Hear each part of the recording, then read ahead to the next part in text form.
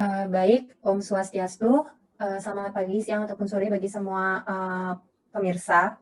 Kami dari SGDB 8 akan mempersembahkan student project kami dengan judul Etika Kedokteran Milenial. Next. Bisa next lagi. Baik, jadi ini adalah anggota dari SGD kami, bisa dilihat pada slide. Next. Jadi ini ada daftar isi untuk presentasi kami dari pendahuluan, isi, dan kesimpulan. Next. Bisa di next. Baik, berikutnya ini akan disampaikan oleh teman saya. Terima kasih. Baik, perkenalkan saya Felicia dengan 3 digit terakhir 166 akan menjelaskan mengenai latar belakang kami dalam pembuatan student project yang berjudul Etika Kedokteran Milenial ini. Jadi, etika dapat kita artikan sebagai sebuah sistem disiplin ilmu dari prinsip moralitas yang memengaruhi perilaku seseorang dalam melaksanakan aktivitas dalam hidupnya. Dalam bidang kedokteran, etika sudah dikenal sejak lama, yaitu sejak munculnya Sumpah Hippocrates dan Sumpah Inisiasi Caracasamita sekitar 400 tahun sebelum Masehi. Etika kedokteran mencakupi sistem perilaku anggota profesi dalam bidang kedokteran dalam menjalin hubungan dengan pasien, teman sejawat, dan juga masyarakat umum. Adanya etika kedokteran ini diharapkan dapat membantu seseorang dalam menjalankan profesinya secara profesional dan mencegah terjadinya penyimpangan-penyimpangan seperti adanya malpraktik medis. Di Indonesia sendiri, etika ini diatur dalam sebuah sistem yang disebut Kode Etik Kedokteran Indonesia atau Kodeki, yang merupakan kumpulan norma untuk menuntut dokter di Indonesia dalam melakukan praktik profesinya di masyarakat. Kodeki ini telah disusun dengan memegang teguh nilai-nilai dasar dari bangsa Indonesia, yaitu Pancasila dan juga Undang-Undang Dasar Negara Republik Indonesia tahun 1945. Pada era modern saat ini, tentunya pengimplementasian etika ini harus mengikuti perkembangan zaman. Nah, pada zaman sekarang, yang memegang peranan penting itu adalah generasi milenial, yaitu orang-orang yang dikatakan lahir mulai dari tahun 1990-an sampai dengan awal 2000-an. Generasi milenial ini akan berperan dalam membawa perubahan dalam pengimplementasian etika kedokteran bagi tenaga-tenaga medis. Tentunya perubahan ini perlu tetap memegang teguh nilai-nilai moral dari Kodeki dan juga berperan bersikap adaptif terhadap perkembangan zaman dan generasi. Yang menjadi pertanyaan itu adalah bagaimana seharusnya kita sebagai generasi milenial menerapkan prinsip etika kedokteran ini dalam melaksanakan profesi kita nantinya. Hal inilah yang akan menjadi topik bahasan kami dalam student project kali ini. Next. Baik, terima kasih Felicia atas penjelasan latar belakangnya. Dan sekarang saya akan menjabarkan rumusan masalah yang akan dibahas di paper SP ini. Yang pertama adalah sebelumnya perkenalkan, nama saya Cassandra Tena Damara dengan 3 digit NIM terakhir 152. Dan saya akan mulai menjabarkan rumusan masalah. Yang pertama adalah bagaimana hukum Indonesia yang melandasi etika kedokteran secara umum. Yang kedua adalah bagaimana perkembangan etika kedokteran di Indonesia. Yang ketiga adalah bagaimana seharusnya kaum milenial menanggapi etika kedokteran. Dan rumusan terakhir, masalah yang terakhir, bagaimana dilema etik yang terjadi di era milenial. Next. Adapun tujuan dari paper SP ini menjawab keempat rumusan masalah di atas. Next. Dan berikut adalah manfaat dari SP ini, yaitu untuk menambah referensi ke perpustakaan dan memperluas wawasan mengenai etika kedokteran pada kaum milenial. Sekian penjelasan dari saya, akan dilanjutkan oleh teman saya yang lain, dan terima kasih.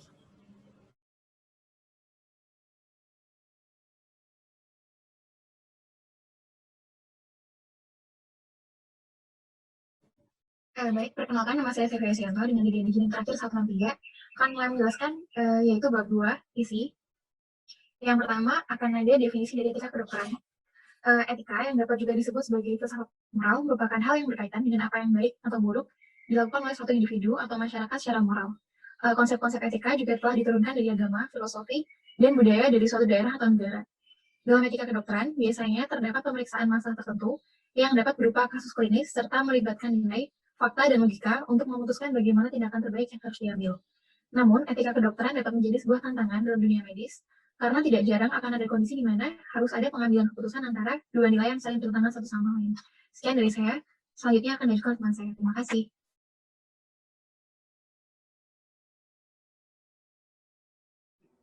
Baik, perkenalkan nama saya Coko Desina Dewi Pemayun dengan 3 digit NIM terakhir 165. Jadi saya di sini akan menjelaskan tentang hukum dasar dari etika kedokteran itu sendiri. Yang pertama itu ada Kodeki, yaitu Kode Etik Kedokteran Indonesia, yang mana ini merupakan seperangkat norma yang digunakan sebagai pedoman bagi dokter di Indonesia untuk mempraktikkan keterampilan profesionalnya. Yang kedua, itu ada Undang-Undang Republik Indonesia Nomor 29 Tahun 2004, yang mana ini merupakan landasan etika kedokteran yang berjalan di Indonesia dan tercantum pada beberapa pasal-pasalnya. Bisa di next.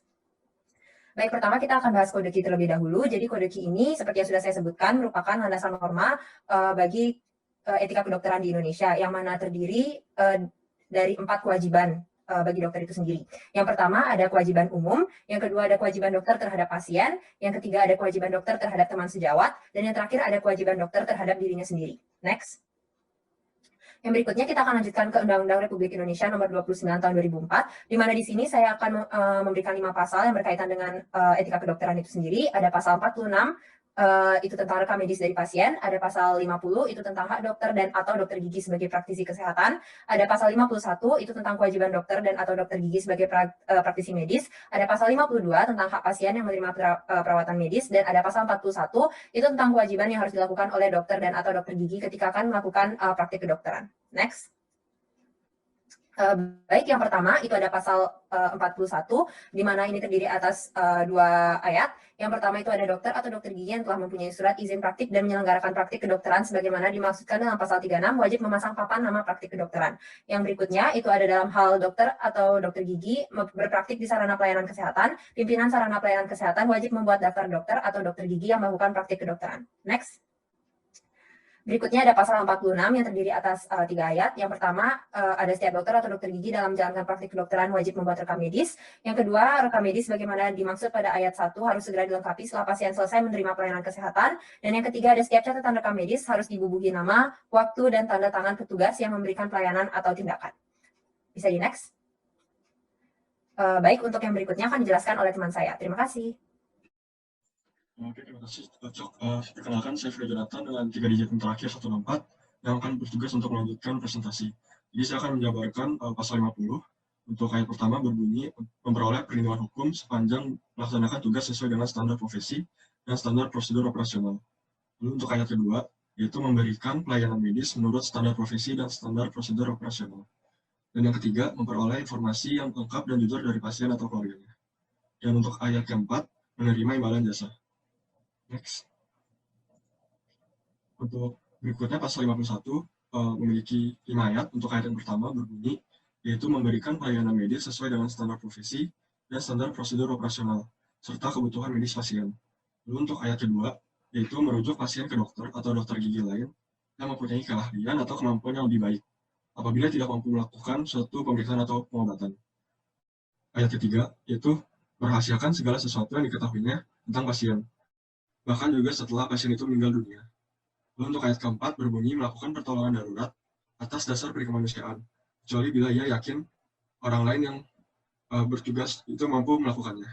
Dan untuk ayat kelima berbunyi menambah ilmu pengetahuan dan mengikuti perkembangan ilmu kedokteran atau kedokteran gigi. Next. Itu untuk pasal ke-52. Untuk ayat pertama yaitu mendapatkan penjelasan secara lengkap tentang tindakan medis sebagaimana dimaksud dalam pasal 45 ayat 3. Untuk ayat kedua berbunyi meminta pendapat dokter atau dokter gigi lain. Ayat ketiga, mendapatkan pelayanan sesuai dengan kebutuhan medis. Ayat keempat, menolak tindakan medis. Dan ayat kelima, mendapatkan isi rekam medis. Sekian dari saya. Untuk presentasi berikutnya akan dilanjutkan oleh rekan saya. Terima kasih. Terima kasih, Firia. Selanjutnya saya, Sofia Carya Paramita, dengan 3 digit NIM terakhir 156, akan melanjutkan tentang perkembangan etika kedokteran di Indonesia. Titik terang tata laksana etika profesi dokter di Indonesia diawali dengan proses terbentuknya Ikatan Dokter Indonesia atau disingkat IDI sebagai organisasi profesi kedokteran tertinggi di Indonesia yang diinisiasi oleh Dr. Hair Suharto, Dr. Sarwono Prawiro Harjo, Dr. Pirngadi, Dr. O. Eng Liang, Dr. Tan Eng Tie, dan Dr. Hadrianus Sinaga. IDI diresmikan pada tanggal 24 Oktober 1950 dan dipimpin oleh Dr. Sarwono Prawiro Harjo. Dinamika eksistensi etika kedokteran di Indonesia ditandai dengan penyusunan dan pengesahan Kode Etik Kedokteran Indonesia atau disingkat Kode KI melalui pelaksanaan Musyawarah Kerja Sosial Kedokteran Indonesia oleh IDI di bawah kepengurusan Dr. Amino Gondo Hutomo pada tahun 1969. Seperti yang sudah disebutkan oleh teman saya tadi, Kode KI adalah kumpulan aturan yang mengatur etika profesi kedokteran yang akan digunakan sebagai pedoman dan penuntun perilaku ideal dan penyimpangan profesi dokter di negara Indonesia. Kode KI sendiri diadopsi dari Kode Etik Kedokteran yang berdasar pada Sumpah Hippocrates. Sekian dari saya, akan dilanjutkan oleh teman saya yang lain. Terima kasih. Baik, selamat siang. Perkenalkan, nama saya Stefanus Christian Surya dengan 3 digit NIM terakhir 150. Pada kesempatan kali ini saya izin untuk melanjutkan penjelasan dari teman saya mengenai perkembangan etika kedokteran di Indonesia. Adapun setelah ditetapkan pada tahun 1969, Kode KI mengalami beberapa kali amandemen yang dilakukan pada tahun 1983, 1991, 2002, dan yang terakhir dan terbaru adalah tahun 2012. Perubahan terhadap Kode KI pada tahun 2022 pada tahun 2002 ini dilakukan karena belum tercantumnya substansi profesionalisme dokter dan keselamatan pasien yang kemudian diatur dalam amandemen selanjutnya pada tahun 2012. Berbagai perubahan ini bertujuan untuk menyempurnakan pedoman penerapan dan pelaksanaan operasional Kode KI hingga mempermudah pemahaman dan pengamalannya dalam kehidupan profesi sebagai kiat dan mewujudkan pelayanan kesehatan berkualitas. Adapun demi mewujudkan nilai dan prinsip Kode KI dalam pelaksanaan profesi kedokteran secara nyata, dibuatlah pedoman organisasi dan tata laksana atau Ortala pada tahun 2008 oleh MKEK atau Majelis Kehormatan Etika Kedokteran Indonesia. Seiring dengan perkembangan dan dinamika profesi kedokteran di Indonesia, pada tahun 2018 kemudian dilakukan amandemen atau revisi pada Ortala dengan tujuan untuk meningkatkan profesionalitas dan marwah profesi kedokteran di Indonesia. Untuk bagian selanjutnya akan dijelaskan oleh teman saya. Terima kasih. Baik, perkenalkan nama saya Pandekada Putri Rahayu dengan 3 digit NIM terakhir 161, mohon izin untuk melanjutkan presentasi mengenai etika kedokteran milenial. Nah, standar profesional dan kedokteran memiliki perbedaan antar generasi, di mana standar tersebut akan membentuk karakter praktisi yang akan mempengaruhi sikap profesionalnya. Pembentukan karakter praktisi di era milenial ini sejalan dengan pertumbuhan cepat di bidang teknologi. Hal itu yang membuat dokter saat ini memiliki banyak tantangan dalam menghadapi berbagai perkembangan dalam sistem pemberian pelayanan kesehatan karena perubahan nilai profesionalisme medis akibat perkembangan teknologi yang begitu pesat.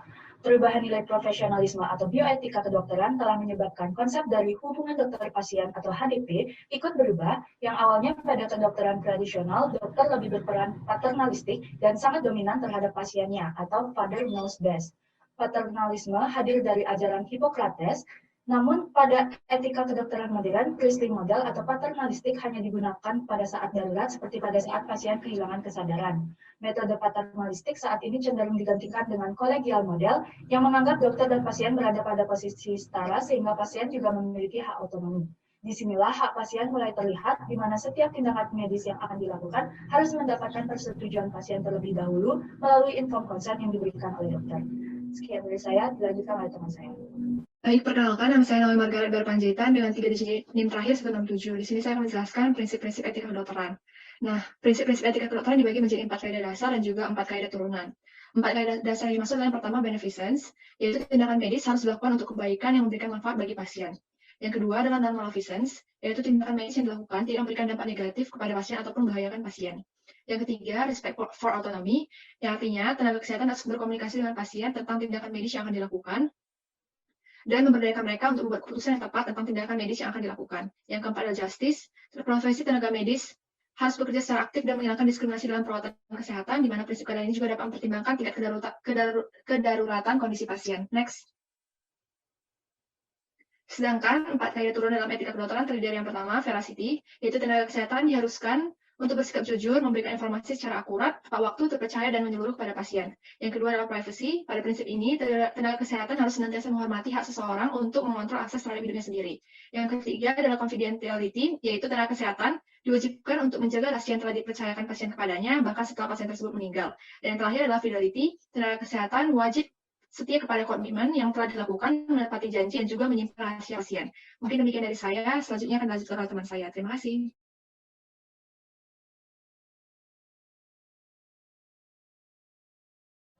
Baik, terima kasih Naomi atas kesempatannya. Sebelumnya perkenalkan, dokter, nama saya Rinta Ayu Arianti Nepari dengan 3 digit terakhir 159. Sekarang saya akan membahas tentang dilema etik di era milenial. Seiring kemajuan teknologi dalam ranah medis sendiri, terus terjadi perkembangan metode terapi dan praktik kedokteran. Saat ini, bidang yang paling sering membawa dilema etik adalah praktik-praktik pada fase awal dan akhir kehidupan. Salah satu metode yang mengintervensi permulaan kehidupan manusia yang saat ini sering digunakan adalah Assisted Reproductive Technology atau ART. Metode ART sendiri digunakan untuk membantu pasangan yang infertil atau kesulitan memperoleh keturunan. Metode IVF atau in vitro fertilization adalah jenis ART yang paling umum dan efektif dipraktikkan. Metode lain dari ART yang dilaksanakan adalah melalui donor sel telur, donor sperma, dan embrio beku yang diimplementasikan ke dalam rahim perempuan lain dengan istilah surrogate mother. Untuk penjelasan selanjutnya akan dijelaskan oleh teman saya. Terima kasih.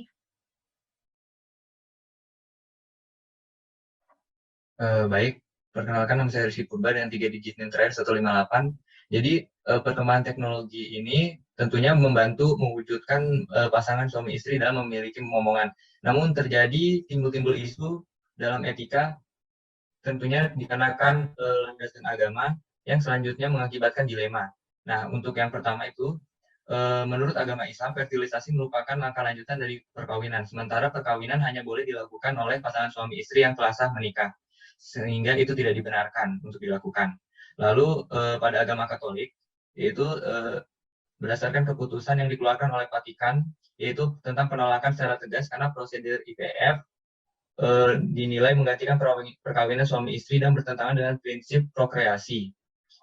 Tetapi operasi untuk mengobati infertilitas masih diizinkan. Nah, tindakan serupa juga diizinkan oleh agama Kristen dan Anglikan dengan syarat yaitu dilaksanakan oleh IVF juga disetujui dengan syarat dilaksanakan oleh suami istri yang terlibat dalam pernikahan yang sah. Yang kedua, tidak melibatkan peminjam rahim wanita lain dan tidak mengambil sperma laki-laki lain. Nah, sementara bagi umat Hindu, prosedur ART juga dianggap tidak sesuai karena bayi tidak berasal dari ciptaan Tuhan, melainkan hasil rekayasa manusia. Namun, lain halnya dengan agama sebelumnya, agama Buddha memperbolehkan prosedur ART dalam rangka memperoleh keturunan. Sekian dari saya, selanjutnya akan dijelaskan oleh teman saya. Terima kasih.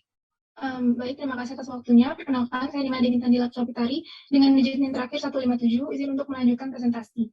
Jadi selainnya membawa dilema etik adalah dalam penggunaan kadaver. Kadaver adalah sebutan untuk mayat manusia secara legal dapat digunakan untuk keperluan anatomi. Kadaver merupakan instrumen yang penting bagi mahasiswa kedokteran dan juga tenaga medis yang digunakan untuk pembelajaran anatomi. Hal tersebut dimaksudkan agar seorang tenaga medis dapat menjalankan tugas profesionalnya dengan baik, memberikan pengobatan, dan juga menyembuhkan penyakit yang diderita pasien. Hal yang menjadi masalah atau isu yakni apakah tindakan bedah mayat untuk kepentingan penelitian atau ilmu dibolehkan atau diharamkan jika ditinjau dalam ajaran agama.